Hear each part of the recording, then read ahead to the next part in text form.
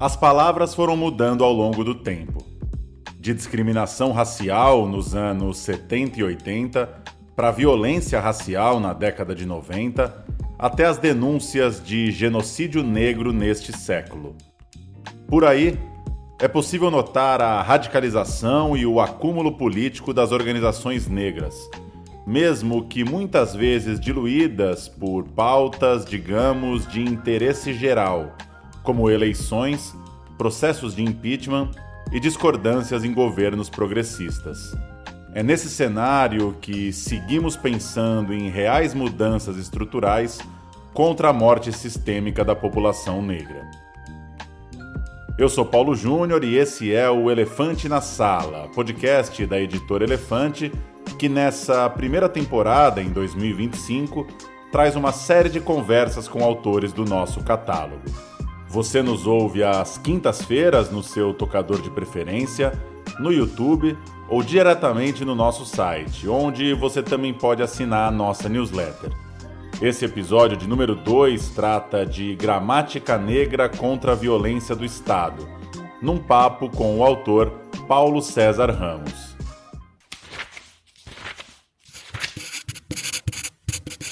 Paulo, uma questão central no seu livro é como a forma de denunciar a violência foi se alterando até a gente chegar hoje na ideia de genocídio. Queria começar por aí, te ouvir sobre o que esse termo nos mostra diante da sua pesquisa e o que ele representa hoje nessa cronologia do debate.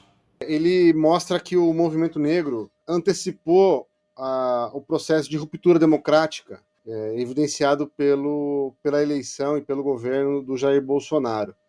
Enquanto durante alguns anos, algumas décadas, o movimento negro falou sobre genocídio, desde 78, e depois foi falando pontualmente, etc., apenas lá em meados dos anos 2000 foi que o movimento negro tomou o termo genocídio como um termo de uso coletivo e consensual. Eu demonstro isso no livro. E o modo como o movimento negro elaborou a denúncia do genocídio negro foi posteriormente apropriado por toda a sociedade, por toda a esquerda, por todo o progressismo, por todos os setores democráticos, para falar do governo Jair Bolsonaro. Não é à toa que o movimento negro, lutando contra a violência policial, lutando contra os homicídios, falou sobre genocídio de modo consensual, mas que isso depois foi se evidenciar alguns anos depois que isso aconteceu, mas o processo de ruptura, de crise democrática já estava sendo vivenciado pela população negra, por meio da negação de direitos sistemáticos, né, por meio da exclusão, por meio do encarceramento e por meio das mortes. E como isso se materializa na repercussão dos casos de violência, assim, em termos de investigação, celeridade dos processos, uma pressão da sociedade para que os crimes não sejam esquecidos? O que analisar essa gramática te mostra sobre avanços nos últimos tempos? Mostrou que o sistema, além de haver um contexto de mortes sistemáticas, com a presença do Estado e sem a presença do Estado, né, ou seja, com a polícia matando ou não, o fato concreto é que quando não é a polícia que mata, também não há investigação. Não há investigação. Quando há investigação, dificilmente a investigação vira uma denúncia. Quando vira uma denúncia para o Ministério Público, né? Quando vira denúncia para o Ministério Público, dificilmente ela se torna um processo, e esse processo dificilmente é concluído. Então, o sistema de justiça, ele não é que ele é falho nesse sistema, né?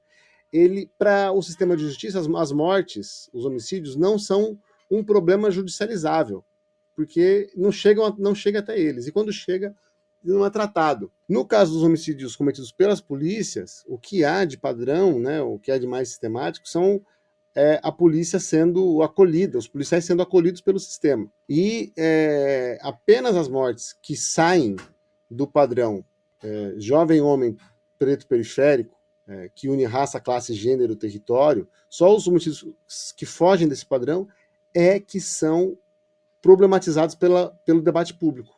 Quando não foge desse padrão, a sensibilidade coletiva não dá atenção para isso. Então, quando não é, ou seja, quando é uma mulher, quando é uma criança, né, quando é um jovem, uma pessoa de classe média, aí a comoção existe. Né? Mesmo sendo negra, a comoção existe. A comoção existe. Quando não, a nossa sensibilidade não é tomada por isso e os protestos das organizações negras não encontram repercussão.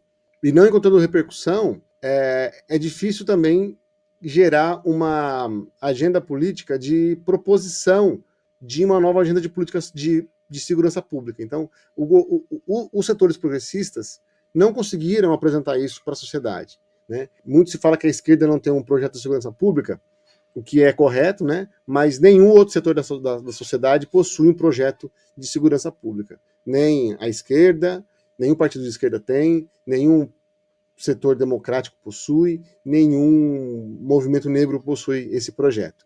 As propostas que existem, uma ou duas ideias, né, que estão sistematizadas, mas que não são levadas a cabo, não são bancadas, não há consenso em torno delas, não há uma força central que opere no sentido de fazê-las serem concretizadas. Eu uso como exemplo, como contra-exemplo, né, políticas que deram certo, como, por exemplo, as políticas de ação afirmativa, as cotas das universidades, que foram aplicadas desde o começo dos anos 2000, foram consensuadas, foram aplicadas, geraram um debate público, geraram polêmicas também, né? E se tornou uma lei federal, e está dando resultado. Está dando resultado até agora. Mas, do ponto de vista da segurança pública, a gente não vê nada que possa salvar os jovens negros das periferias de serem as maiores vítimas de homicídios no Brasil. E falando um pouco sobre mídia, Paulo, percorrendo essas décadas, lá atrás num poder muito grande do jornal impresso, depois também a televisão, uma onda sensacionalista, até pitoresca, né? Casos como Notícias Populares, depois os programas de TV com apresentadores tipo Datena, e hoje a gente tem as redes sociais com perfis, veículos, movimentos sociais, né? Outras organizações tentando disputar essas formas de se contar a história e também divulgar, repercutir imagens de violência. Como que você vê isso hoje? Como que está esse caminho também de resistência à grande mídia? Eu acho que grande parte da mídia, grande parte dos meios de comunicação, quando são especializados, encontram um grande entrave, que é a falta de uma agenda propositiva, alternativa para esses casos. Quem apresenta uma agenda para esses casos são esses veículos, essas vozes, esses agentes que pedem mais repressão. Então, nós temos um problema aí de violência, o que você faz? Manda prender, manda matar.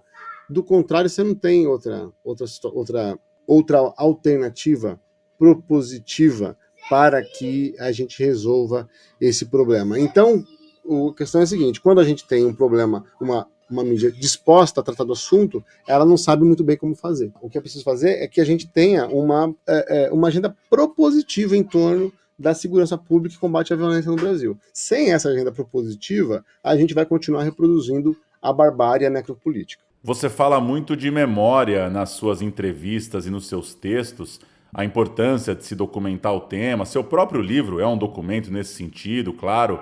Preservar o acervo de militantes históricos, por exemplo. Como que você vê esse cuidado com a memória na hora de puxar reflexões mais densas, mais complexas, diante de, muitas vezes, uma superficialidade na hora de cobrir os fatos? Eu acho que a ideia da memória é importante para a gente quebrar o processo de reificação que há quando a gente fala de violência racial. Então, assim, um caso de violência racial, ele é rapidamente suplantado por um segundo. A repercussão de um caso de violência racial é rapidamente suplantado pela repercussão de um outro caso de violência racial. E aí, de certa forma, a gente fica acomodado, a gente volta a estar acomodado. Então, a sensação de absurdo, que a gente fica, né, assustado, comovido, ela se desgasta diante de uma nova situação que exige que a gente novamente se esforce para fazer novas denúncias. Então, a importância de fazer esse trabalho com memória é você revisitar casos que foram esquecidos. E eu tive a oportunidade de fazer isso durante a tese, foi uma estratégia, inclusive, que me rendeu projetos consequentes, né? Então, hoje eu sou um dos coordenadores do projeto Afro-Memória, lá no SEBRAP, lá dentro do Afro-SEBRAP, que tem uma parceria com o Arquivo Edgar Lenro da Unicamp, e a gente trabalha com a reunião de acervos negros, de pessoas e organizações negras, para que elas sejam digitalizadas, catalogadas, publicizadas, organizadas, digitalizadas e postas à disposição do público interessado que precise consultar o movimento negro, as fontes ligadas ao movimento negro no Brasil. Antes, quando a gente fazia as pesquisas sobre o movimento negro, tínhamos que ficar rodando os acervos por aí. Hoje, se você for à Unicamp e pedir pelos acervos do Afro-Memória, você vai ter acesso a dezenas de acervos que nós reunimos a partir desse trabalho com a minha tese. O que também é sintomático do que eu falei, né?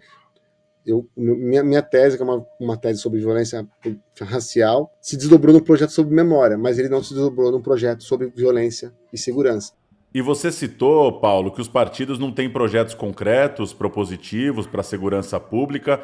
Queria saber, com a repercussão da sua pesquisa, com sua atuação, se você acredita que a sociedade civil está mais atenta nesse tema, ao menos debatendo mais essa questão de tirar também a centralidade da polícia quando a gente fala de segurança pública. Se eu comparar os dias de hoje com 10 anos atrás, talvez eu veja de fato novidades, mas ainda é muito suficiente.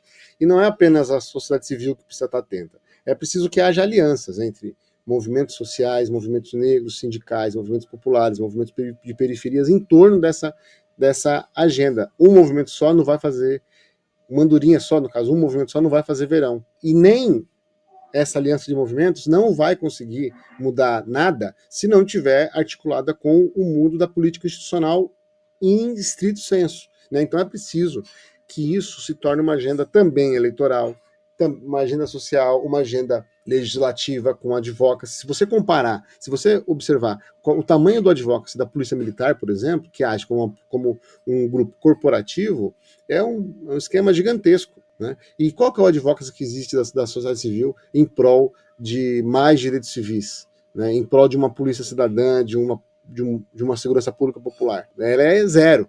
Então, e eu não vejo quem costuma financiar associativismo, eu não vejo interesse dessas pessoas em fazer esse tipo de aporte, de investimento. Ou seja, esse também não é um problema, a morte dos jovens negros também não é um problema para quem financia o advocacy o advocacy progressivo da sociedade civil. E para fechar, Paulo, também olhando para o futuro, pegando aí o gancho dessa última resposta, o que você colocaria como prioridade nessa luta? Se a gente for imaginar uma próxima pesquisa fazendo um panorama parecido com o seu para os próximos anos, décadas, o que você colocaria como prioridade de mudança? Eu acho que é preciso que a sociedade civil se engaje nos processos de eleição de Conselho Comunitário de Segurança Pública. É preciso também que a gente cobre os parlamentares e também o sistema judiciário nessa agenda sobre segurança pública. E é preciso que, de modo geral, o associativismo civil ganhe,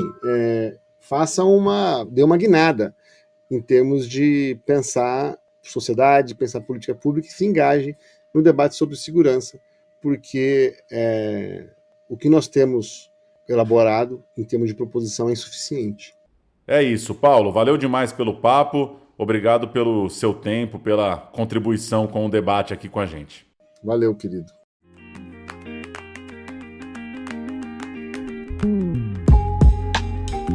O Elefante na Sala chega com uma nova conversa toda quinta-feira.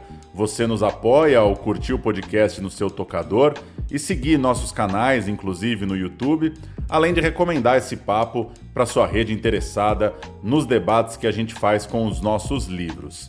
Lá no nosso site, editorelefante.com.br, você também pode assinar a nossa newsletter e ficar ligado nos conteúdos e lançamentos. Até a semana que vem. Tchau!